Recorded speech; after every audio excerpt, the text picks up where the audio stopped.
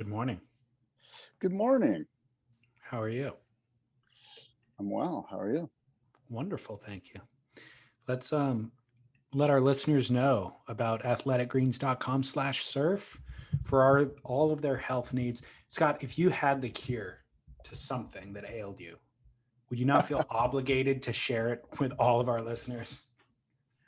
I would. And that thing, or one of those things, is athletic greens, because the thing that it ails is my need for proper vitamins and nutrients that I get from athletic greens. And what's cool, all those enzymes that help the digestive process. So I'm a huge fan. I drink it daily. And you know who else is drinking it? The rest of my family, which means I need some more athletic Okay, greens.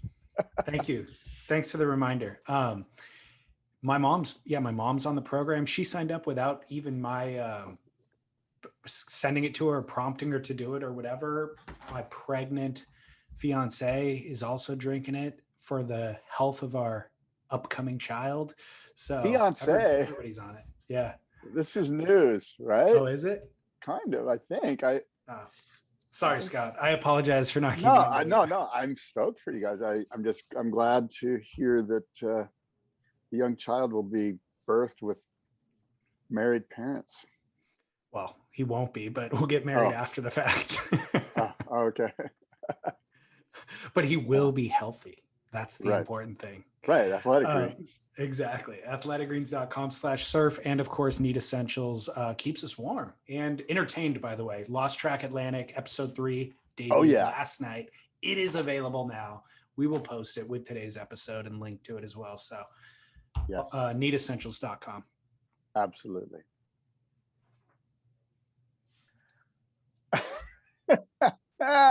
Yeah, guy. Yeah, guy. Good morning, David. Welcome to our show. It's Spit, and it's Scott Bass and David Lee Scales, and we're talking a lot of things surf, mostly surf. We're talking, and it is August 3rd. It's a Tuesday. We're in the middle of a lot of stuff, including the Olympic Games, including Stab High, including Lost Atlantic.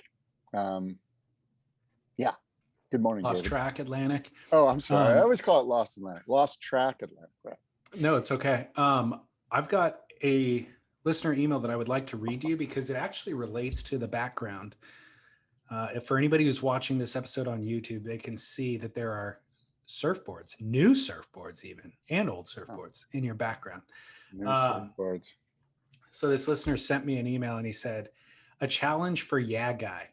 I don't know of anybody in any sport or activity that comes even close to Scott Bass and his completely absurd relation and dependency on new surfboards. In each and every episode of Spit and the boardroom, he always talks about that that he's getting at least one new board, maybe more. How is this even possible? Is he uber rich? Does he get everything for free? Where does he store them? How can one person come close to even understanding this many boards? Usually it takes time to get to know and understand a board, what fin configurations, etc. So the challenge for Yeah Guy would be to see how long he could go without getting a new board. Let's say the challenge is for 6 months, which is probably impossible.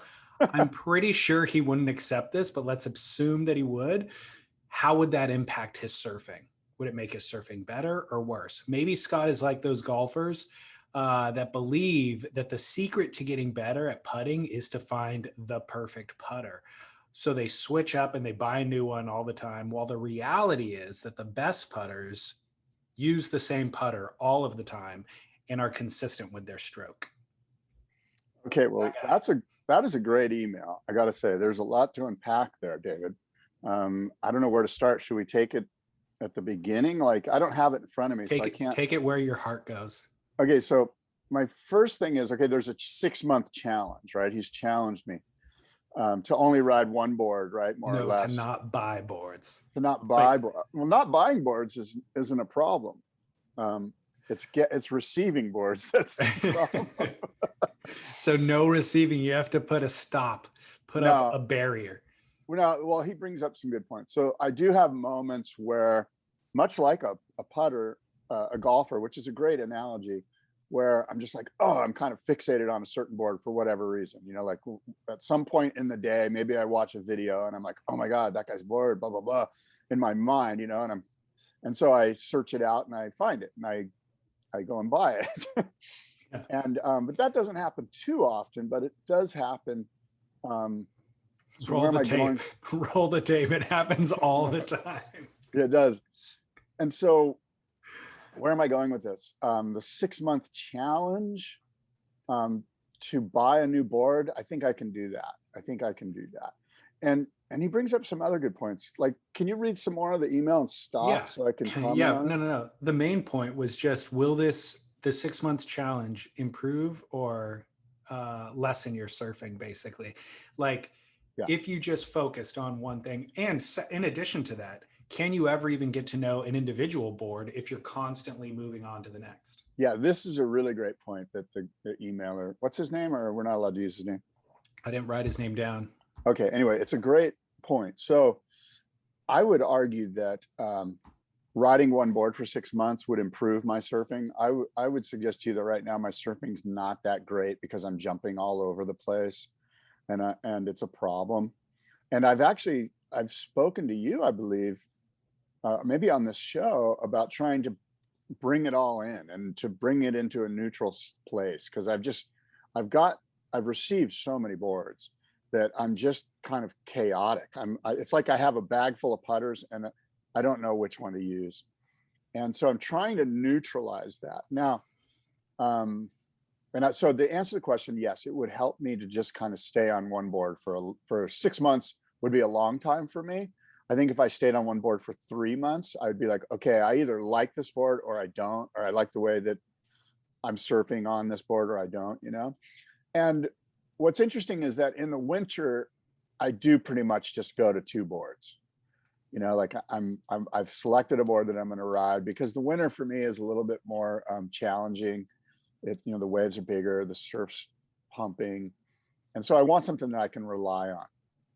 And so in the summer, I'm a little bit more, the waves are crappy. And I'm kind of always searching for something with speed, but that also has power, but that also has hold, and I don't think I'm alone in that. I think I was talking to somebody the other day, maybe it was you, but it seems like our search for the perfect small wave board is sort of a never ending search, because small waves generally suck, at least around here. And so yeah, what else did he wrote some other good stuff in there. So does are you even giving each individual board its fair shake? Are you doing the board justice? Probably not. That's another good point. I'm probably not. I get to this place where I'll ride it a couple of times, and if I don't feel, I'm at a place where if I ride it a couple of times, I either like the board right away, like it has the board is more or less made for the way I surf, or it's not. And so I'll just go up, put that one on hold, and I'll put it in my storage, and I might return to it in, say, 6 months and have some time with it and enjoy it again, which has happened. I've had boards where I was like, oh, I hate this thing. And I stash it, and then I revisit it in 6 months, and I'm like, wow, what did I miss there? And maybe that has to do with the quality of the waves or the time of the year that I'm using the board. I don't know. But so what was it? Or maybe it just took 5 sessions to get to the point that you appreciated it, and you put it away at the 4th session. Right. So am I not giving the boards a fair shake? Probably not. But I'm also at a place where I just want a board that I can go, oh yeah, for whatever reason, the volume, thickness, foil, fins, everything's more or less good. Now I can just give me 2 months to kind of work it out, but I'm comfortable with what the base starting place. I agree with that. What else did he have in there? He had a couple more things. Well, I agree with that, though, in that I've had boards that it takes 5 sessions, and I think with anything in life, if you have a wide variety of them sitting in front of you, you simply don't appreciate each individual one that much. I mean, take a toddler with toys, or if rice was your only meal that was available, you would be very, very appreciative of rice, if you were going to starve otherwise. But if rice is in our cupboard right now, and it's right next to pasta, and it's right next to fresh meat and fruits and vegetables, the rice never gets eaten. That's like, we make it once every 2 weeks. And even then we're not really enamored by it. So I think that that logic just is, I mean, it's just logic that applies to everything, which is unfair for surfboards in particular because of all the work that goes in, especially if these are our individual friends who are shaping these boards for us. And they're like, man, I heard you guys talking on the podcast. I've solved for this or that. Here's a board for you. You guys should ride it. And you and I are like, cool, we'll put it in line, you know? Yeah, it's a problem, you know, and as the emailer probably knows, you know, I work in the surfboard manufacturing space, so I get a lot of surfboards, which is a full-on blessing, and I do have a lot of gratitude for it, but it can be a little bit overwhelming. And the emailer should also know that for a long time, when I worked at Surfer Magazine, and people that surf with me know this, I only rode one board for like 4 or 5 years in most conditions, you know, unless it was a big wintertime swell. But my go-to board for, say, shoulder high and below, which is probably 80% of the time, was just one board. What was it? It was a Mike Hinson Twinser, the Golden Nugget, I've named it. And it's sort of like that special Valerian steel blade that one might carry in medieval times, you know. It seemed to take care of the White Walkers, so to speak. You've mentioned that before, and listeners probably identified it is the same board that you mention every time.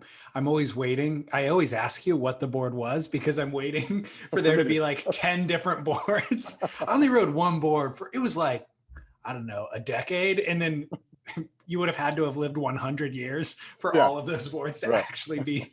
Well, but every time, for the record, every time it is the Hinson Golden Nugget. Yeah, and there's another board. Wayne Rich made me a board. It's called the B Dog, the design, and there's actually he just sent me a text the other day with a picture of a brand new shaped B Dog that's probably going to be coming my way. I was waiting for the update on that because you said that you ordered a new one. It's coming, probably be here for the boardroom show in September, and that's the other, you know. So it's, you know. And then, like, my good friend Tim Crozier dropped off this really cool, what's the name of that board again? Hawkeye. The Hawkeye, yeah. It's like a modified Hawkeye or the Hawkeye 2 or something. And then Todd McFarlane, I actually ordered that board. It's a Sunset Surfboards, just a three fin with a deep single concave. Yep. And so I'm like really excited about both these boards. I haven't surfed in probably 2.5 or 3 weeks with an injury, and I'm trying to get over that so these boards remain unwaxed and behind me. And I sit here and I'm getting fat with the sourdough, luckily for the athletic greens, but the sourdough diet's not helping, and I'm sort of limited in what I can do. So all right, well, I got 3 questions I want to unpack there. Did you know Brad Gerlach's very first board ever was a Sunset Surfboard? I didn't know that, but it doesn't surprise me, because Brad and I grew up in the same area here. Number 2, we are giving away a Tim Crozier Blackbird Surfboards Hawkeye to a lucky listener, one of our subscribers at the end of this month. Oh, that's sick. You know what I should do is I should send you a photo. My son's been riding a Hawkeye, and he got a killer shot of him surfing on the board. I'll send it to you so you can check it out. But it is going to be a lucky listener that gets the. And by the way, I'm interrupting my thought process here, but I'm going to be interviewing Tim Crozier for the boardroom show. Have you interviewed Tim? I am as well, to advertise the Hawkeye. Man, he's really working us. I know. He's got a full PR strategy. He's like, the boardroom's coming up. I got to get my name out there. Let's give him a surfboard. I was going to interview him because people might not know this, but he's my right-hand guy. He really helps me a lot with the boardroom show. So I was going to do like a boardroom retrospective, over the past 15 years. He and I have we've seen a lot, we've gone through a lot of stuff. And so I was going to do a little bit of the podcast just kind of on that. I think you should. Tim is, and listeners will learn this immediately upon listening, but he is the nicest guy ever. Like, I first met him at the boardroom show, not knowing his name. He didn't know who I was or my name or anything. And it was just like, made me feel like we were best friends and like I was welcome, and so. super cool. But anyways, the surfboard itself, I've been riding that Hawkeye for a month now. Really? Because he made one for me as well. Yeah. Yeah. And absolutely love it. It took me 2 or 3 sessions to really feel natural on it. I was kind of trying to surf it a little bit differently. Ooh, so it was right at that place where you might just put it aside for 4 months. Yeah, well, no, because he and I were texting all the time, and he was kind of, and then he was sending me footage of his kids riding it. Yeah. And so I was able to kind of, because ultimately, well, I don't want to get too much into it quite yet. Yeah. Once you start surfing it, then we'll kind of share notes. Yeah. But I had a different, because of the shape and the design of it, I put it into my mind in a category that I need to surf this differently. And ultimately, you just want to ride the thing like a shortboard, and it kind of goes like a shortboard. So anyways, Blackbird Surfboards, he deserves a shout out. Our listeners, for everybody who subscribes for $5 a month, they get an ad-free listening experience. There's a separate feed with no advertising on it. So that's a benefit, but also we try to do things like these surfboard giveaways. And so thanks to Tim. That was me sending you in the photo of my kid on the text message. Tim's Hawkeye. He's absolutely, it's a killer. Oh my gosh. It is he's flaring the fins out. It's backlit. I mean, it is sick. Hold on. I'll hold it up to the screen I'll hold it up to the screen and talk so that the camera stays on me. It's not really, it needs to be, pull it back a little bit or tilt it so that it's kind of in a, okay, that's better. Yeah. That's there we go. Yeah. So anyways, he's just flaring the fins on a top turn, and it's a twin fin, by the way. It's kind of a short, flat entry rocker twin fin with a little bump in the tail. Yeah, that shot gets you excited to ride the board. You're like, wow, this thing looks like it flares out. So I've been riding him with the C drives, by the way. Yeah, that's what he said. I put some just kind of standard MR style big twin fins in it. Hold on, I'll show you if you got a sec here. Yeah.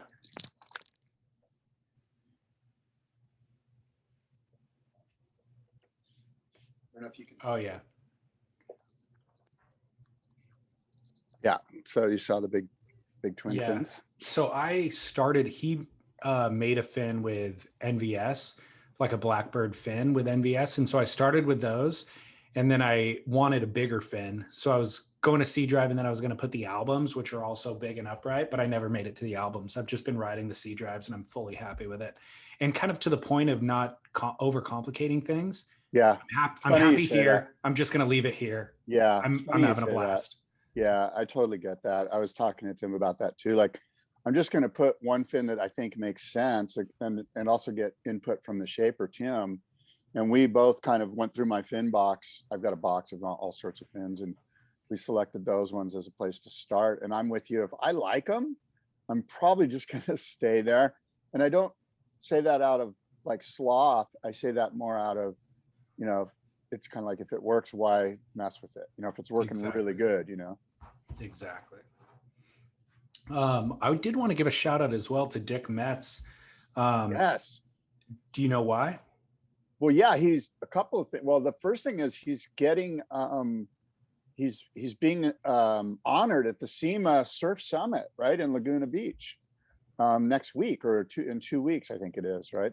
August 7th. It is this Friday. This Saturday. Saturday. Yeah. So yeah, Dick. So let me just lead in for you here. The SEMA Surf Summit is a thing where the surf industry gets together, and they basically honor people that deserve to be honored, and they also raise money for a number of charities, and it happens each year, and it's kind of a big deal. It's like a formal invite only $600 ticket, blah blah blah. Watermans Ball is what it's called, right? Yeah, the Watermans Ball. Yeah, he's getting the Lifetime Achievement Award at the Watermans Ball. Yeah. Oh, you're right. I'm sorry. It's August 14th. So you're right. Next Saturday. Actually, August 7th is SHACC is correct. Because not everyone can afford or is even invited to the Watermans Ball. Correct. Yeah, SHACC is doing a thing this Saturday at SHACC in San Clemente, the Surfing Heritage and Culture Center. So maybe absolutely you should check that out and go to that. And I would go to that, but I've got a prior engagement. Well, Surfing Heritage and Culture Center is SHACC, and Scott Bass and I started this podcast journey together there. We actually started it in your garage, but we did the most of our years recording together was at SHACC. So it is our home studio. We stopped going during COVID. Hopefully we find our way back there, but it's a fantastic museum, giant surfboard collection, archive of magazines, images, like it is epic. And so you can find them. It's shacc.org, I believe is their website, or on Instagram at Surfing Heritage. And that'd be a great event to go to. Dick is incredible. I obviously did a 4-part podcast series with him about 2 years ago now. And I honestly could just, I should be doing more with him. I should be revisiting conversations with him every month. And so if you have the opportunity to go and have him engage with him in person, hear him speak in person, you should absolutely go. Yeah. Steve Morris is the new executive director there. He's been there about 3 or 4 months or something like that. And he's doing some great work there. And I'm just looking at their website now, and it is shacc.org. And you can take a virtual tour of the deal. And oh, by the way, you should go to Saturday night's August 7th thing honoring Dick Metz, because you'll get to meet Dick. And here's super insider note. If you roll into SHACC this week, I think you have to bring a mask and you have to be vaccinated. I think, but I'm not positive. My point is, you'll run into Metz. He'll be there. He'll be at the museum, and just grab him and go, hey, give me a tour. And he'll, as you know, David, he'll gladly give you a tour, and you'll get the best tour of that place you've ever received, because he'll just go in depth on each and every board, and it'll be well worth your time to get a tour by Dick Metz. He won't let you go. Even if you want to leave, he won't let you. He's a legend. I love that guy. He's so great. I do too. What a cool character to have in surfing. Let's get some COVID updates real quick. You just referenced it. The Delta variant is on the spread. Are you affected by this for the boardroom show yet, or at all? No, we're doing the boardroom show. Good. Of course, we have to follow County of San Diego and State of California policies and protocols. Whatever they tell us we have to do, we have to do. But right now, the San Diego County has recommended that if you are at an indoor event, it's recommended that you wear a mask. It's not mandated that you wear a mask. It's recommended. Of course, the situation is very fluid and it's very political, as we have a recall of the governor right now. So I think my instincts are telling me that the governor is kind of like holding off on doing anything too radical, as his political future is in the balance here. Common courtesy would dictate that you certainly wear a mask, get vaccinated if you're cool with it, and slow the spread. There was footage coming out of Puerto Escondido yesterday of the Mexican police, the federales, confiscating surfboards off the beach. The waves were absolutely pumping, and there was a mandate that nobody was allowed to go surfing, and signs on the beach stating as much. And so, of course, surfers broke that protocol and paddled out and got barreled.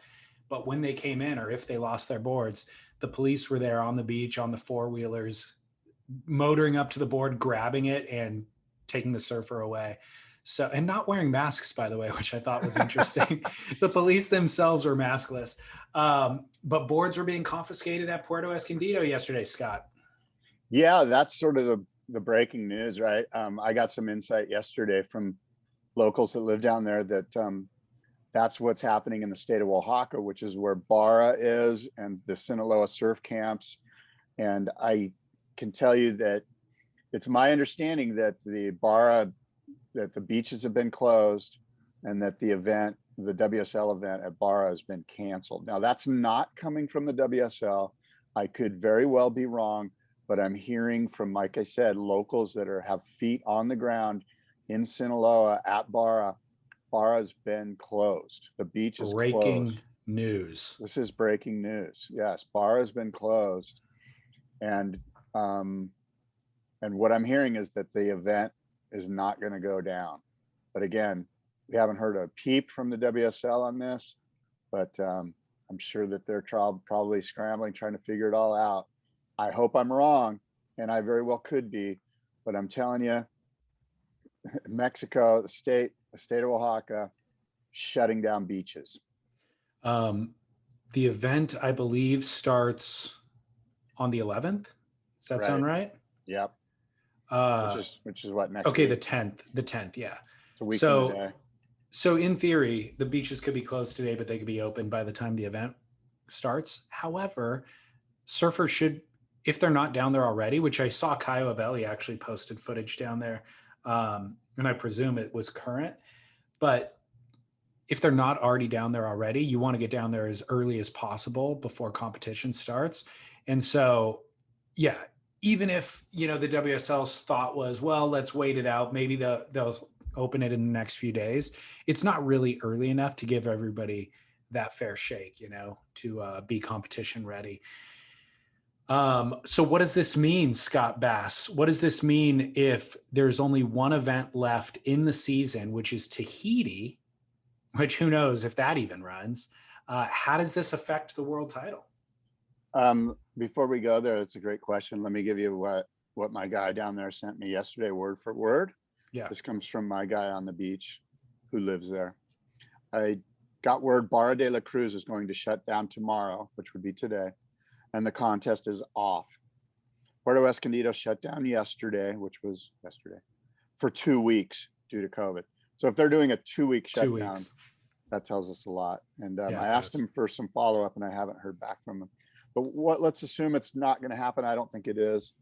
What does it mean for the world title? We just have Tahiti left, right? If we're assuming this, and who are the top 5, right? So the top 5 are Gabriel Idolo, Felipe, Morgan Sibilic, and Griffin Colapinto.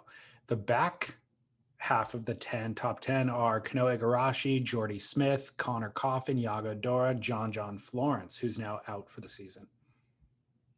Yeah. None of those are Tahiti specialists except Idolo and Gabriel look comfy out there. But those, and Yago Dora probably would have a scrape. But those other guys, I don't think of when I think of big barreling left-handers. Yeah, it's interesting, Kanoa's to me, it's like Morgan's the one that you're like, he's the wild card as far as making it to lowers in September. He's number 4. He could easily lose out in the first round. Yeah. And you could see Kanoa, who's kind of just fresh off of a very inspired Olympic session, doing well. And I wouldn't put it past Yago Dora to scoot up the rankings either. Yago would be more comfortable out there. So Jordy Smith, by the way, withdrew from the Olympics due to injury. So there's a question mark there whether or not he will even come back. Connor Coffin, we've seen him go at Pipeline, so he can go. I just don't think that it's not his bread and butter. He's not as comfortable. There's a huge difference between just being able to muster the courage versus controlling a lineup and going, at the last minute, spinning around and taking off like Gabriel and Idolo are going to be doing, or John Wood or Kelly. Yeah. Wood. It's a great way to, I'm sorry to interrupt, Dave. I'll just let me throw this in there. A great way to look at it is like, what is each surfer's floor and what is each surfer's ceiling, right? And you feel comfortable with Connor's floor, right? Connor Coffin, we know he can, like you said, he can paddle into it and he will go. So he's got a pretty solid floor. Is he going to push 9s out there? Well, maybe. I mean, who knows? But we see it more like we see 6s and 7s. That's kind of his ceiling. And so somebody like Jordy, or a greater example, right, is Gabe, or even Kanoa. Well, we know you always speak about Kanoa's floor is 7.5s all day long. His ceiling is 9.5s. Yeah. You know what I mean? But so never 10s. When we look at it in regards of what's his floor and what's his ceiling, I think that's a good way for the listeners to grasp what we're talking about. It is. And what I see this being an opportunity for somebody to jump out of the 20s, being ranked 20. I don't know how the math exactly shakes out, but it seems like if you won this event, you could leapfrog all the way up. I don't know if you could leapfrog into 5th, but when you look at that, Adriano de Souza, I think he could make some heats at Chopu, and he's sitting 13th right now. Seth Moniz absolutely can. He's sitting 14th. Miguel Pupo can, also sitting 14th. Interestingly, Julian Wilson would have a real shot out there, but he's withdrawn from the season and perhaps permanently from competition. Owen Wright's sitting 20th. Let me chime in. And as you know, so 10,000 points for first place. So to get into where Morgan Sibilic is, Morgan's at 24,000. So, okay. Kind of like roughly speaking, anyone with 14,000 or better, if they win, they have a chance of moving past Morgan, assuming Morgan does bad, right? So that would be about 17th place. Right, exactly. Unfortunately, so who's got the high ceiling there that could win it out of those guys is what the question you and I are trying to, like Seth Moniz. I could see Seth Moniz winning. He's got a ceiling of 210s out there, don't you think? Yeah. Yeah. Could you imagine Seth Moniz? He finished 17th at Pipe, 17th at the next event, 17th at the next event, 5th, 9th, and a 9th, and then wins one event and ends up in the finals day. What if he wins a world title? Yeah, and the other thing is horrendous. That would be awesome. Are these ratings adjusted so that they've thrown out the two scores? No. So that's another thing. And are they even going to throw out two scores this season? Yeah, who knows? Because probably not. You mentioned Owen Wright. You look at Owen Wright, you go, yeah, his ceiling is 210s out there. And he would move to 22,000 points. Now he wouldn't move into the top, but he would move some people away. Yeah. He would push some people down in the process. So there's that too, So and by the way, Kelly Slater could win out there. This is the one event this season that Kelly could easily win. Well, this in Pipe.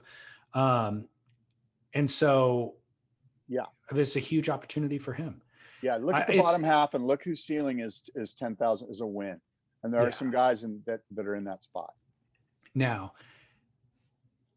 humor me, Scott, and let's do the women's side, because honestly, this is where we're going to see a lot more consequence, I think, and a lot more shaking up than the men's side even. And the men's, there's a lot of shaking up. But on the women's side, if the waves are pumping, there's only a few surfers that I would put my money on. And Caroline Marks would be one of them. Tatiana Weston Webb, Sally Fitzgibbons. This puts Carissa Stranglehold. Well, I think she's a lock for a world title no matter what. But it at least gives that 2 through 5 an opportunity to shuffle. So Caroline Marks can easily jump into it. She's sitting 6th. Sally's already in there with 3rd.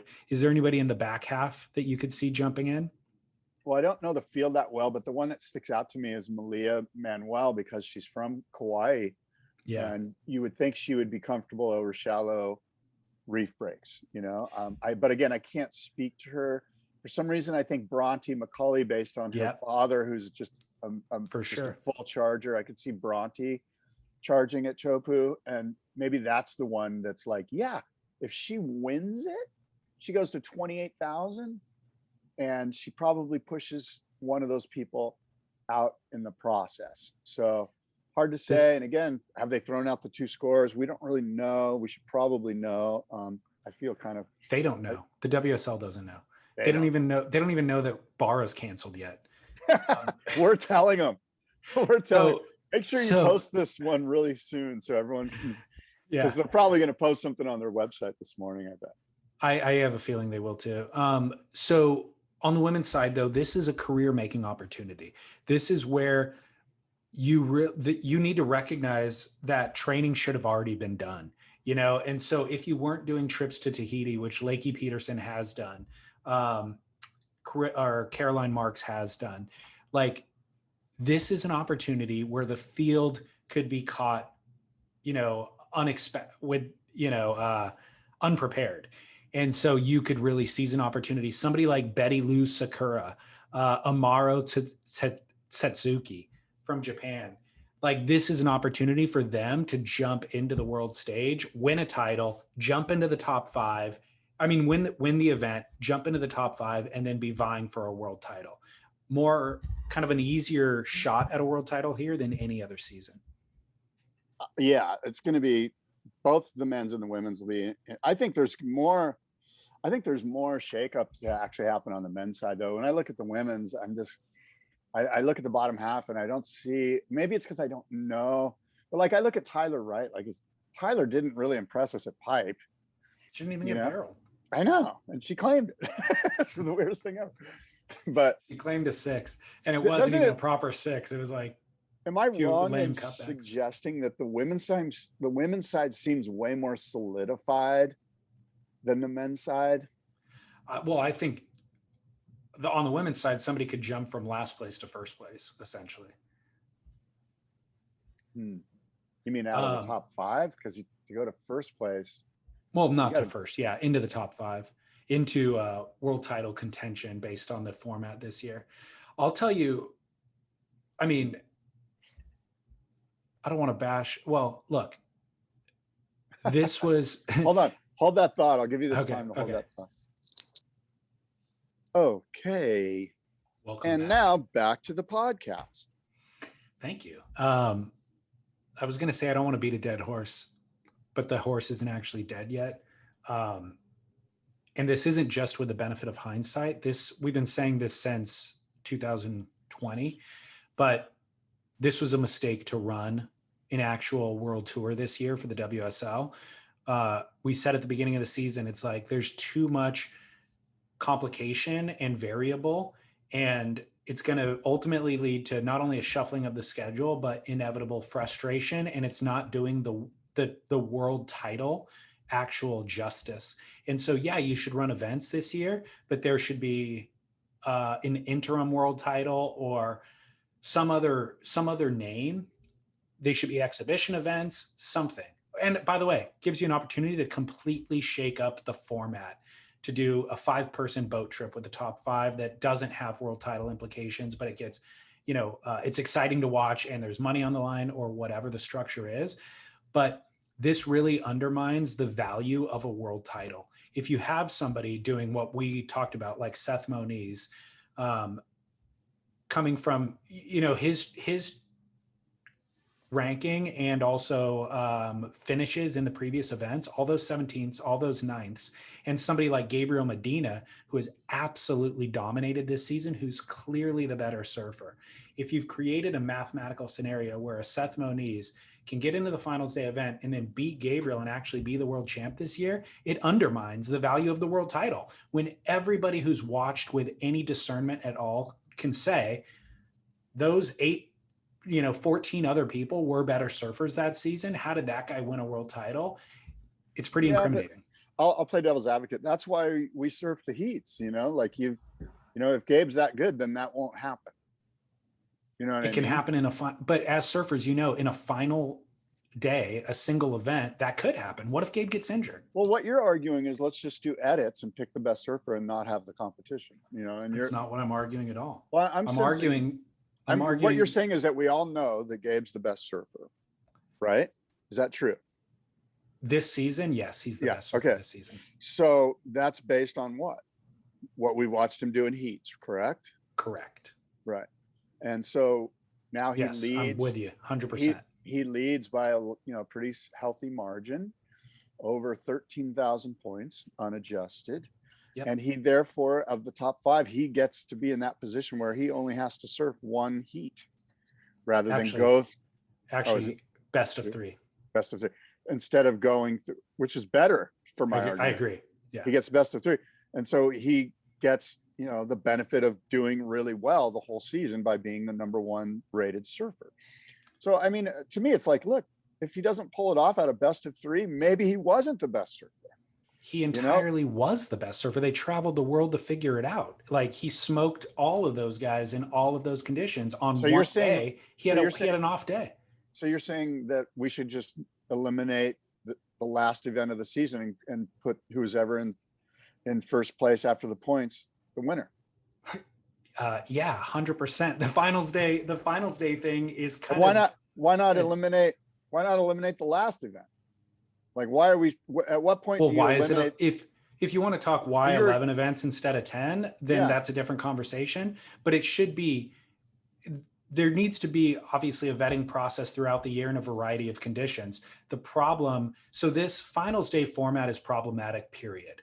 It's Right. particularly problematic when there's only 5 or 6 events throughout the season Right. because of the COVID cancellations, Right. and so I like that they're trying the new finals day format. I think lowers is the wrong thing.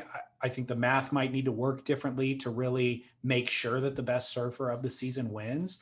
I don't think that this finals day format is I mean, closer to the I, goal of making sure the best surfer wins than the previous format was. let me ask you this. I just sense that you're kind of like, you don't have a format that you want a format that no matter what, at the end, makes Gabe the winner. No, I want the best. I'll just state it very simply. The best surfers in the world, riding the best waves in the world, Right. and letting the best surfer define themselves. And this year, Gabriel has defined himself despite the waves being marginal. Okay. So again, I'm, what do you want? Like, what are you seeking that this finals day doesn't provide you?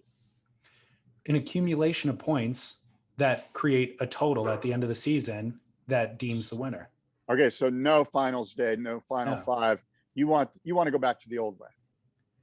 The old way with fewer surfers in better waves. Yes. Accumulated points, fewer surfers in better waves, no top 5, none of that. There definitely is no need for the top 5. The only need for the top 5 was the WSL trying to design a scenario that we had in 2019. Yeah, where number 1 and number 2, Gabriel and Idolo, ended up in the final at the final event, which was Pipeline. That rarely ever happens. And so the WSL saw that and goes, oh my gosh, how do we create a scenario where it ensures that number 1 and number 2 do that? And so it's like, okay, well, the top 5, let's have them all in a surf off together. And then they can vie it out. But the problem is when you have somebody who's dominating the season so, definitively like Gabriel does, it then gives somebody underdog the opportunity to dethrone him based on one day's performance. And by the way, we all know in surfing that you can have a bad day, but more importantly, what if Gabe gets injured? What happens then? And what if it's not an injury that sits him out, but an injury like John, where he's like, I'm at 70%, but I still got to surf at its finals day. Then I just think that's competition, like that's what it is. Like, yeah, it's not perfect. Like what if Tom Brady gets hurt? What, it sucks. What if it's just, that's why we compete, like that's why we have these competitions. I get what you're saying. Yeah. In the eyes of many, and mine included, my eyeballs included, Gabriel Medina is by far and away the most dominant competitive surfer this year. He's just insane.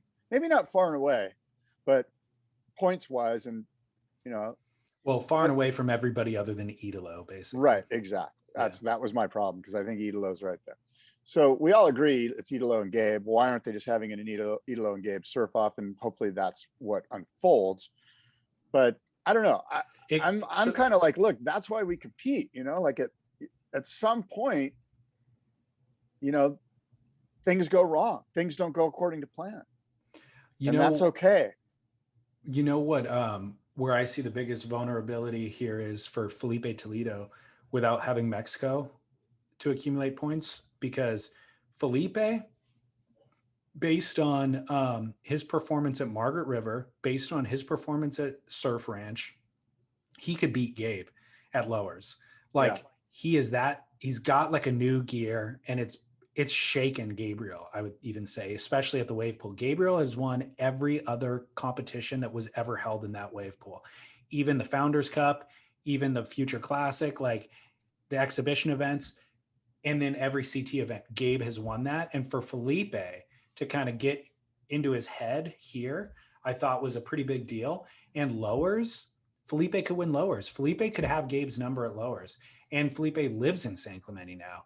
And so Barra is a place where Felipe could have gained points on Gabriel, but Tahiti is a place where Felipe is notoriously finished last or second to last. And so this leaves a huge opportunity for him to get bumped down the rankings. Gabe could win the event again, but more importantly, there's other people that can get pushed up into that top 5. All that Felipe has to do is make sure he doesn't get bumped out of the top 5, basically.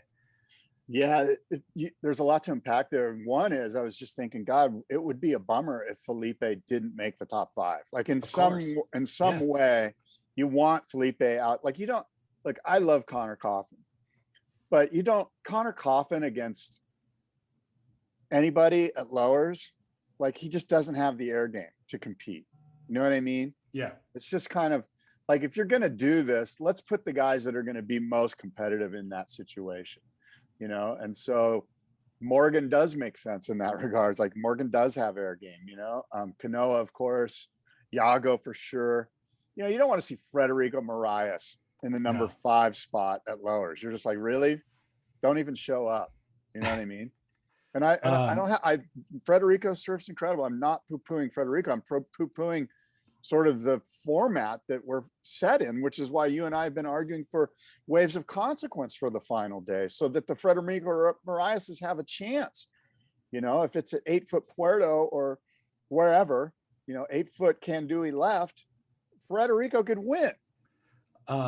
So Mexico isn't officially off. Let's play a scenario where they're actually able to run the event in Mexico. There's another problem, Scott, and it's a scheduling conflict. There's only a 5-day window between Mexico and Tahiti in the scheduling. Now, this was not originally scheduled this way. Mexico was supposed to take place earlier, but because of the Olympics, the WSL adjusted the schedule 2 months ago to push Mexico back. So now there's only a 5-day window between Mexico and Tahiti. France has just gone into new COVID protocols where travelers, if they're vaxxed, they can land in the country. And by the way, France owns Tahiti, obviously. Yeah. So when international travelers land in France or Tahiti, if you're vaccinated, you can go ahead about your business. If you are unvaccinated, you're required to do a 10-day quarantine. There's a lot of the surfers on tour who are still not vaccinated. And this means they would show up from Mexico and they only have 5 days until the event window begins. They need 10 days to quarantine. Yeah, that's what I'm reading here. I just went to the Tahiti COVID-19 page. Yeah, that's it. It basically says, you know, vaccinated travelers are not required to quarantine, unvaccinated travelers and travelers who have not been approved for, they need to quarantine for, it says 15 days prior to departure, and you need a boarding authorization. Wait a minute. So essentially, details aside, it's impossible. It's impossible to run both events back to back. And so I think the biggest crime would actually be if Mexico somehow ran and then they had to cancel Tahiti due to this stuff, or they ran with an abbreviated field, you know, without all the surfers actually being able to compete. This is all a headache. So I think the easiest solution here is cancel Mexico. It's already too big of a risk. And then just focus your sights on Tahiti, which is actually a better wave, or, you know, more consequence. Yeah. More consequential wave. Here's a weird thought. What if they had the final day in Tahiti? Love it. But again, the schedule doesn't allow it. Yeah. All right. Well, gosh, it's going to be interesting to see how it plays out, to say the least. And yeah, I'll tell you what. Yeah. This has been an exciting year of surfing, despite all of these hiccups. This has been an exciting year of surfing. As I kind of looked back at what we've completed so far, like the Olympics has been exciting. Free surfing's been exciting. We're getting better content, I think, than we've gotten in a very long time. So just as a surf fan, and I think we learned this in 2020 as well, is, yeah, we like to have competition, but we're fine without it. We're totally fine without it. And and in terms of the podcast, we have plenty to talk about regardless, you know? So. Well, that kind of brings us to the Stab High feature, which has been really fun. You got caught up? No, but I did watch some of it. I'm not fully caught up. I've got about 5 minutes left in episode 2. But the one thing that is standing out to me, and I'll just go through them and then let you kind of unpack it, is that in a weird way, it kind of feels like the WSL. Like I feel like they could like limit the amount of guys, because there's some guys that are really standing out. Oh yeah. Like Ian Crane. The guy's mentally, he's pretty incredible. Mateus Hurdy. Yes, Mateus Hurdy, and this kid from Costa Rica, Malachi Martinez, reminds me of Idolo. Yeah. He's just super fast, and these guys have got the rotations. Like they do these all day, every day. This is like doing a bottom turn for some of these guys. I've spent time with Malachi too. He's super cool. And you can see guys that maybe aren't quite at that level too, that are red hot surfers doing insane, aerials, but they're just not quite on the level. So Ian Crane looks insane. Jet Schilling looks insane. Mateus and Malachi are both standing out to me. One thing that I think is really great, and you probably are already aware of this, but I'm really impressed by Nathan Fletcher. Oh, yeah. He's informative, he's technical, he's smart, he's intelligent. Like he's kind of, in my eyes, the star of the show in many ways. And it's all quite natural. It's just Nathan being Nathan. So I'm just really enjoying, and actually getting to know surfers that I've never seen before, that are just red hot surfers, and I know that you're probably more on, a little bit more tuned in to who these guys are, but for a guy like me who isn't super immersed in every edit that comes out, it's pretty cool. It's pretty eye-opening to see these guys. Well, Stab identified that Nathan Fletcher was the star a long time ago, and that's why they invited him on the Stab High boat trip last year. And Nathan leveled up and exceeded their expectations when he stomped the biggest air of the trip, even though he was the judge.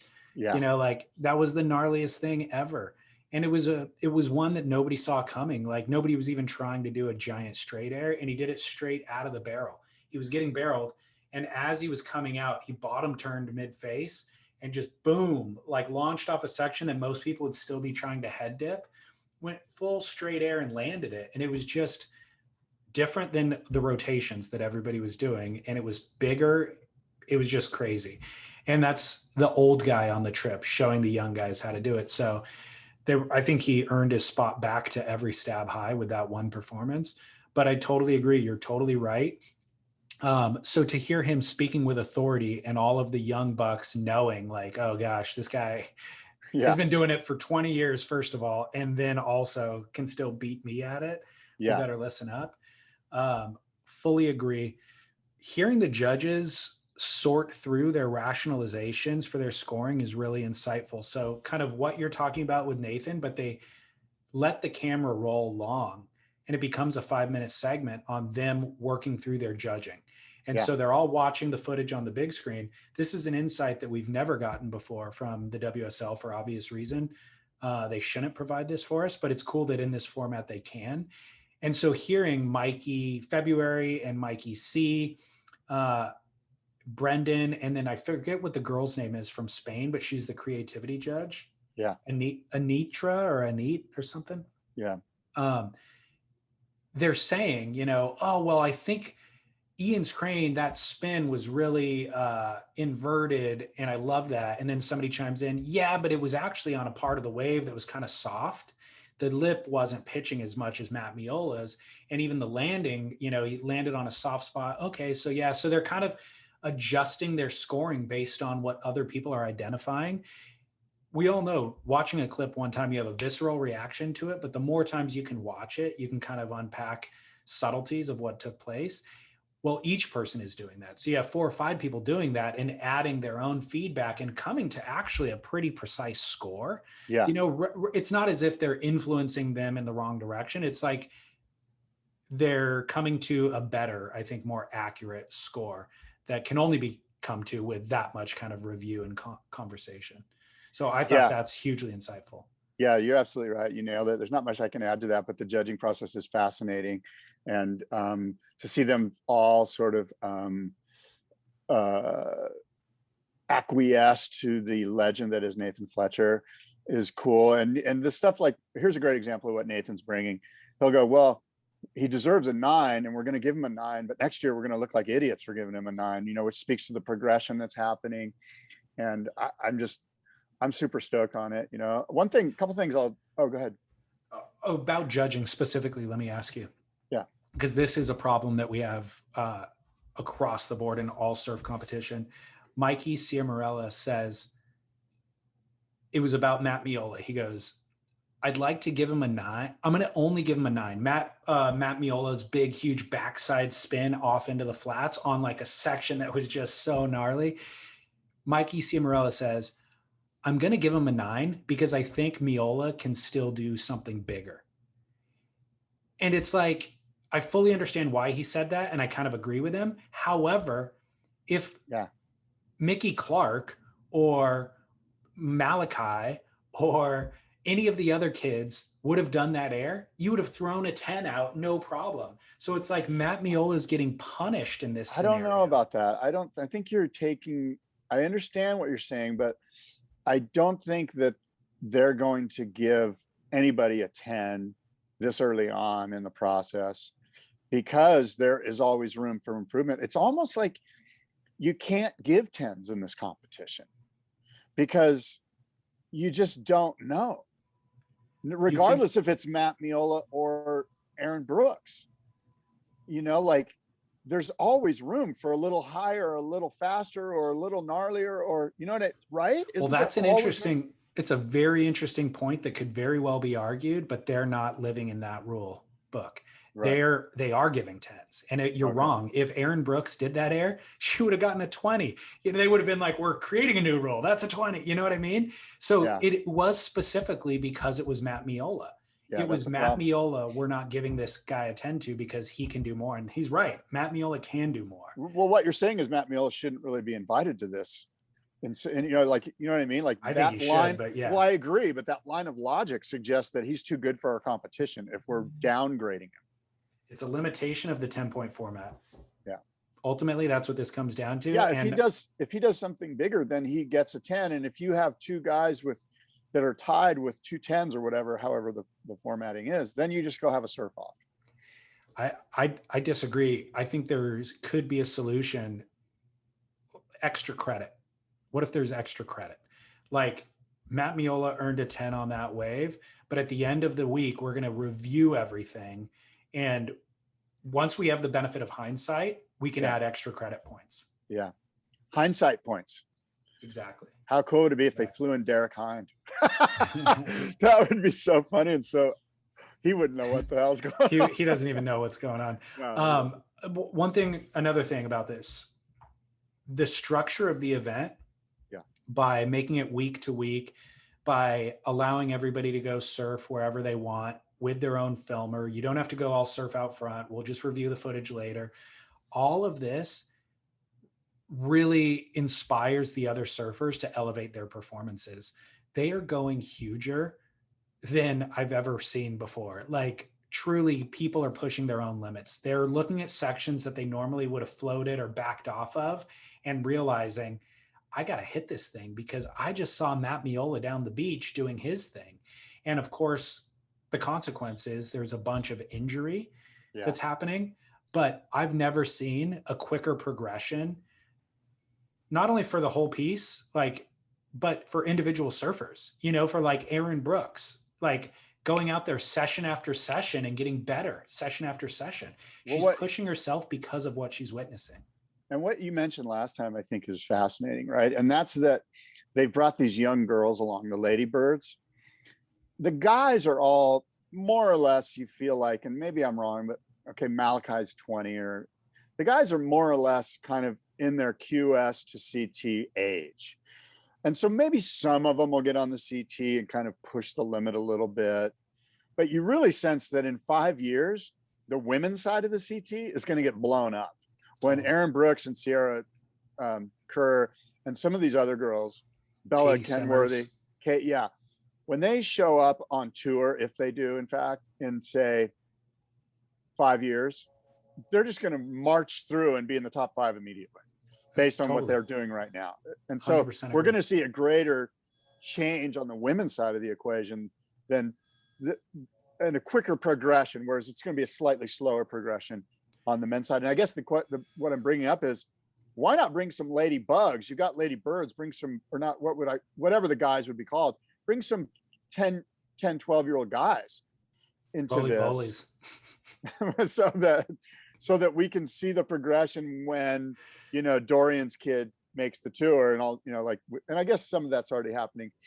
But anyway, another thing I want to bring up, if I may, is in episode 2, about halfway through, you'll see Bella Kenworthy do a little frontside air, just like a little, my credit card air that we mentioned last week is about a quarter of that. So if you wanted to know what my credit card air looked like, it's about a quarter of what Bella Kenworthy did about halfway through episode 2. That's exactly what I had envisioned. Yes. The ladybirds are progressing at an unbelievable clip in this trip. Yeah. It really, to go from like day 1 to kind of day 5 or whatever they're on now. So I'll just shout it out now. I was going to hold it off, but Aaron Brooks is my Duke of the week. Aaron Brooks does a couple of airs that are so gnarly that I had to rewind and watch a couple of times, just completely baffled, because they're not gnarly for a 13-year-old girl. They're gnarly airs, full stop, Yeah. And she's surprised. Like, her humility is really, really cute and endearing. Yeah. She's just, but you could see that she's throwing caution to the wind. She's pumping down the line. She sees a big section. She just hucks it. She has enough kind of awareness and body awareness to know where she's at, lands it buttery. And it's like, oh my gosh, it is next level. It's completely next level surfing. Let me ask you this. What kind of prize money is involved in this? I don't know. There is prize money, but that has not been a focus of their advertising. And I didn't even think how much do you think it should be? How much do you think these athletes deserve? Well, that's a different, ultimately, how much can the business afford to pay them is kind of what it comes down to. Right. But I would say, somewhere from $20,000 to $50,000 would be a good, an honorable number. Yeah, I agree with that.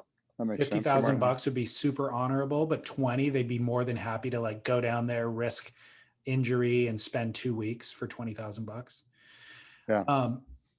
The biggest kind of epiphany for me is just Mateus Hurdy.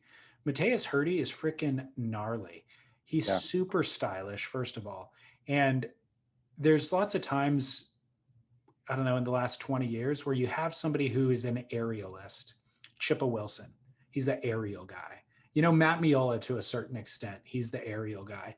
Mateus Hurdy is not only one of the best aerialists on the trip, he's the best surfer on the trip. He's got the full package. He reminds me of Julian Wilson a lot, actually, where it's the fundamentals are so sound, but when there's a big section, he's throwing a huge huck and he's landing it, and his goes into a bottom turn, then he's doing an epic carve. And a lot of the other guys, you see him just racing for a section. Mateus is shredding, and then he's doing a huge air incorporated into his surfing. Yeah. There's a few other guys that are pretty worthy, I think, though. Who do you think? Like Ian Crane.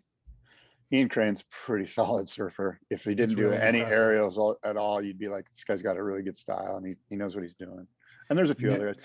Hey, Albie's board. Did you notice Albie Layer's blunted nose surfboard? Yeah. I did an interview with Tomo on the Boardroom podcast maybe a month ago, and we went into pretty in depth on the concept of a blunted nose, and it was kind of cool to see that. Albie's been writing those for a bit. I think they're made by Infinity. Did you notice that? Or the brown blurred. Dave and his brother. Dave Bainey and anyway, brown blur. I think it's Dave. It's Dave. Yeah. Kelly Slater. So Brad Gerlach did a 2-hour interview with Kelly Slater last week on Wave Key on his Instagram account, like a live stream kind of call-in thing. Yeah. And Kelly was talking about George Greeno wanted to talk to him, and he had never met George before. And, but he knew who he was and all that. Like, he had an appreciation for him, but somebody gave gave Kelly Greeno's number. And he's like, hey, Greeno's wants to talk to you. I don't know what it's about. So Kelly calls Greeno, and Greeno basically talked at him for like an hour. Kelly's like, I didn't get 2 words in edgewise, but all that he was harping on was telling me to stop riding pointy nose surfboards. Greeno's like, there's no reason for it. There's no design benefit. There's no hydrodynamic benefit. They're only a nuisance. They're only a danger in the lineup. Yeah. And Kelly said at the time, he's like, who cares? Like, I hear what he's saying, but whatever. I'm not going to change. Was this recently? This was like 10 years ago, right, or maybe more. Yeah. But Kelly's point was he didn't listen to him, but now he's riding all round-nosed surfboards. Like, he's not riding pointy thrusters anymore. So Greeno, the information eventually made it through Kelly's kind of, through Daniel, probably through Daniel Thompson. I bet a little bit. Yeah, probably. Yeah, maybe there's that connection too. So which is a Greeno connection. You know, like that's Greeno's neighbor, and I think it might even be like Daniel's like godfather or you know, some sort of connection there with Greeno, because I know they're neighbors. But I didn't know they were that closely connected. Maybe they're not. Maybe I'm misstepping here. I don't know. I've got must see. Oh, by the way, Stab High appears on stabmag.com. I don't even think it's a premium feature, by the way. I think they're making it live to everybody, and it airs on Thursday nights. So I think there's 4 episodes. Yeah. We're too deep. You know what? These things that they have are almost bigger than Stab. Like, it's kind of like the Today Show. Like, the Today Show was part of NBC News when it first started, like 40 years ago or whatever. The Today Show is its own brand. And I know that these things are their own brand, but they're also almost bigger than Stab. Like, in some ways, it'd be cool if there was enough money in their budget for them to just have electric acid surfboard test and Stab High and Stab in the Dark all sort of have their own editor or their own the person that marshals it forward, whatever you would call that. And that's all they do. Like, they don't also spend time chasing down WSL stories or whatever. And then you have a staff that's actually doing journalistic news on, like, is bar closed or not. And you don't spread them out so thin. I think that these things are going and already have risen above the brand, the Stab brand. They're their own things. And of course, everyone knows that. But I mean, let's give them the resources that they deserve if they are in fact that. I think that's the direction they're going. I think you have to do it step by step, and they're improving every time. Yeah. And I mean, again, this one is a huge improvement by employing each of the surfers with their own filmers to go surf wherever they want. Like, little stuff like that is a huge resource suck, but they were there prepared for it. You know what? In my eyes right now, Stab, I don't know what their budget's like. I don't know what Sam's got going on there, but Stab is the one that should move the Red Blob Tour forward. I think Stab could do the Red Blob Tour, and I bet they're thinking about it. And if not, they should. They should get, let's just get 8 guys and do, I don't know, 4 months. Let's do 4 events and just follow some red blobs. That's kind of doable for the first one. Let's just do 4 events. And I don't know. I could see Stab doing it. Surf 100 is the precursor. Right.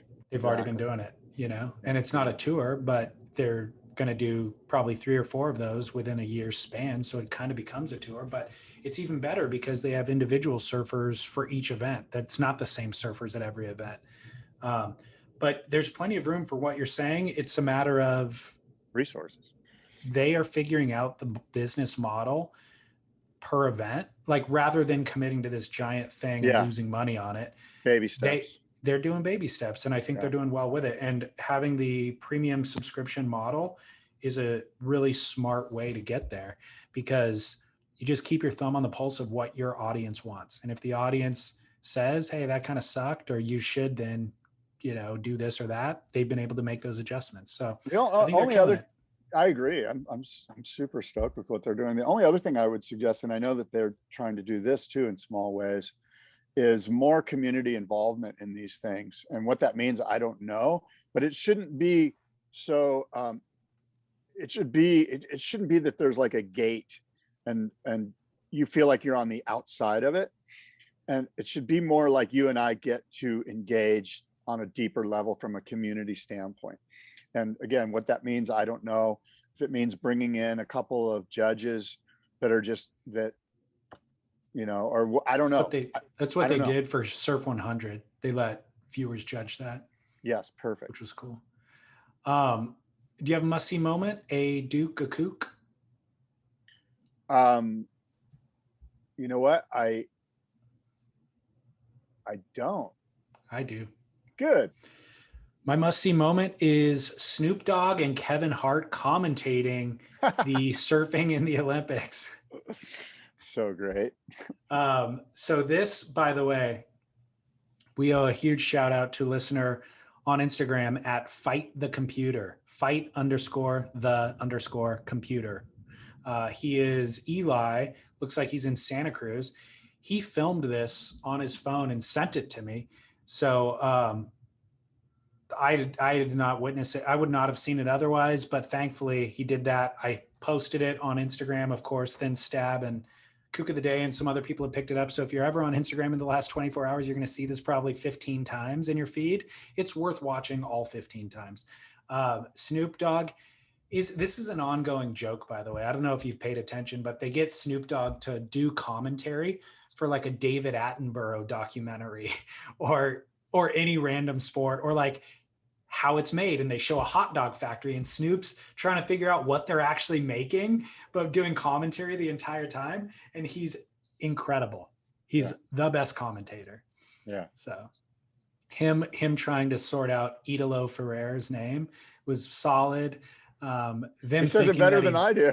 Totally. Him thinking that he died after he broke his board with the wipeout is hilarious. So we've got that on Instagram if you want to see it. My Duke of the week, of course, was Aaron Brooks, 13-year-old Aaron Brooks. And my Kook, Scott Bass. Yeah. I don't know that this is actually verified because I found it on Instagram on some Hawaii news accounts. Yes. And then I tried to find out like an actual news report on it online and I couldn't, but we'll find out. Starting in 2022, all roads across the state of Hawaii that have Hawaiian names will also be given a 4-digit number. This number will become the official road name for use on maps and GPS. So the reason is one of the biggest complaints that the city and the counties receive from tourists and new residents is the difficulty of pronouncing Hawaiian street names. They have trouble understanding GPS instructions due to the computer's inability to pronounce the names correctly. So I think this is, I've experienced this in Hawaii. I think there's only 13 letters in the Hawaiian alphabet. Does that sound right? Yeah, that is right. I think that's right. And so obviously there's a lot of redundancies. They use a lot of K's, A's, U's, L's. And so you get these street names that are similar sounding, but with slight different configuration of those letters. Excuse me. And so I have felt this way. I have never felt this way where it's frustrating and I get lost or I make wrong turns or have to have your co-pilot shout at you multiple times while you're driving. Despite those difficulties for myself as a tourist, I never once thought of complaining to any government body that they need to change the names for me, the tourist. I think it's absolutely asinine. And by the way, it's also part of the joy. It's also part of the rite of passage for you to be able to pronounce. By the end of the trip, it's rolling off the tongue, you know, in a way that it was complicated enough. You feel like you've learned the language. So totally agree. Agree. So this is a nightmare. My Kooks are not, my Kooks are the tourists who are complaining. And my Kook is also the state for acquiescing to tourist demands. I don't care how much of your revenue comes from tourists. Force them to assimilate. Don't change the rules for the tourists. Yeah, exactly. Haleiwa, feel it. I mean, you know, you got to learn these things. What am I going to do? Land there and go, I'm going to city number 5. Yeah, exactly. We're No, I'm still going going to to pronounce Haleiwa. we're I'm going to probably pronounce it pronouncing it wrong. wrong. It's probably Totally. Haleiwa. We're going to pronounce it wrong all the time. Haleiwa. Hawaii. Hawaii. Hawaii. Hawaii. Yeah, I always mess it up, but that's, at least I'm trying. And that's, as you mentioned, that's part of traveling. Could you imagine going to France and they would be pissed if you started numbering their areas? And to their credit, by the way, I think their areas are numbered in Are Paris. they? I think it's the different arrondissement. What about the Bordeaux region? What number is the Bordeaux? I'm going to the Bordeaux region. I'm not going. Well, that's to not 5. Paris. That's not Paris. But Paris itself is broken into different districts. Oh, well, I don't know. I never went there. It was too confusing. But you're absolutely right. And more importantly, the government would laugh in your face and smack you with a baguette and send you on your way if you ever suggested such a thing, you know? By the way, my favorite French shaper, Valérie Duprat, is going to be in the Icons of Foam Shape-Off honoring Pat Rawson at the Boardroom show. So microbiologist, scientist, Valérie Duprat. She's incredible, man. I think I mentioned this to you before, but her career highlights in her field is insane. Like she's like Madame Curie. You know what I mean? Like she's like next level scientist lady. And I'm super stoked. We all are. Pat Rawson, super stoked to include her. I would like to agree with you, but there was a bigger highlight for me with Valérie Duprat. And that was at the last Boardroom show I saw her at. She walks up wearing this super cool, what looks like a bomber's jacket from the front, kind of got like a shiny texture to it. And then she kind of turned and there was this giant, I think it's a dragon on the back, like this giant embroidered dragon on the back. And I was like, Ryan Gosling wears that jacket in the movie Drive. And the look on her face of appreciation and validation, she was just like, yes, I love that movie. I love that jacket. I searched online to find the exact jacket. You're the only person who identified this as that jacket. And I'm like, dude, I love that movie. That jacket's badass. And I cannot believe you're rocking that right now. And she was like, I need a hug. Like, we have to acknowledge how great this is. It's so cool. It is the coolest jacket. And the fact that she had appreciation for it, I was like enamored by it. That's super cool story. That's great. Yeah. Well, look, the Boardroom show's coming up September 25th and 26th. Oh, by the way, you can buy tickets now. Tickets are available. Go to the boardroomshow.com website and you can buy tickets. And in that ticket package, we have the dinner with Pat Rawson, an intimate and exclusive 5-course dinner, David. You would appreciate this dinner. They're going to do 5 courses this time, not 3, at Ranch 45. And of course, dinner and a surfboard. If you are part of the 7 people that get to eat dinner with Pat Rawson, you will also receive one of the shaped blanks from round 1 of the Icons of Foam Shape Off and some other cool stuff. Yeti is providing some cool things, a Yeti water bottle and some other things. And guess who purchased the very first ticket? Did I already tell you this? No, I have no idea. So there are only 8 tickets. There's now 7 tickets left. Randy Rarick bought the first ticket. No way. So you'll be having dinner with not just Pat Rawson, but Randy Rarick, who's equally fascinating from a surf history standpoint. So quite a dinner.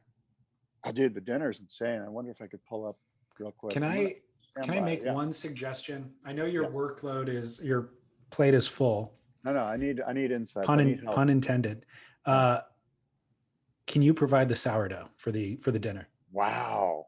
That would be, you'd be putting a lot of pressure on me. Can you imagine 5-course meal from Ranch 45? Those are your dinner guests, homemade bread from Scott Bass. Oh my God. Maybe that would be insane. Okay, I'll see what I can do about that. Here's the dinner. You get course number 1 is a bacon, lettuce, and tomato 45-day dry aged Brant beef, lettuce, sourdough, and Chino Farms tomato vinaigrette. Course number 2 is the Chino Farms street corn, truffles, and local heat habanero. Course number 3 is the maple plank wild salmon, local herbs and greens, lemon Evo. Course number 4 is the prime Brant beef New York, with Chino Farms vegetables and herb emulsion. And course number 5 is the mini s'mores and chocolate caramel tart. Fantastic. Yeah, those are your 5 courses. And of course, beer and wine and acoustic live music and an intimate evening with Pat Rawson and one of the surfboards from the Shape Off. Could be a Bill Barnfield, could be a Ryan Birch, it could be a Valerie Duprat. Who knows? Actually, at the dinner, we pull the names out of the hat. You get to pull a name to see which board you're going to win. Sweet. Which, so that's a lot of fun. Shaped blank. Which shaped blank. Thank you. You have to do the glassing yourself. Let's make that clear. Hire somebody. Hire a professional for that. Jim Crozier will do it. There you go. Good show, Scott. Yeah, great show. Until next time, David, adios and aloha.